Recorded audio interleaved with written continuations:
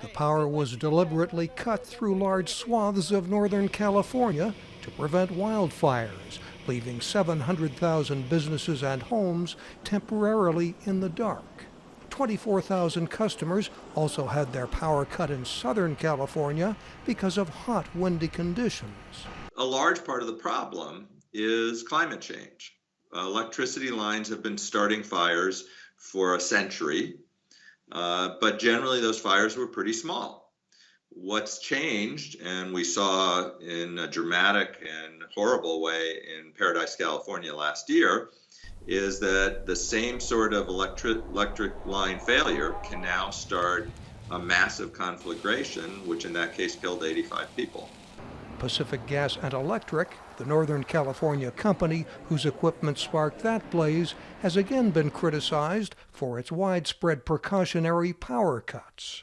An expanding system of cameras and weather sensors provides real-time data, supplemented by images from space and human analysis, but they don't catch all the problems. In the last 5 years, about 50 to 60% of the fires that have started involving our system have been due to things flying into our lines. So that's not necessarily a failure of our system. It could be palm fronds, it could be other vegetation, it could be a critter. Power providers work to reduce the risk, trimming trees and using insulated cables. They're also rethinking procedures for precautionary power cuts. The other, which is being proposed, is to have a committee rather than the utility make the shutoff decision. And the committee would include utility executives, but it would also include public safety officials, and it would also include regulators and possibly politicians. He says power companies in California are now liable for damages even when they're not negligent, and that should be changed. Experts say new technologies help lower the risk. Distributed power production could reduce the need for power lines in high-risk areas.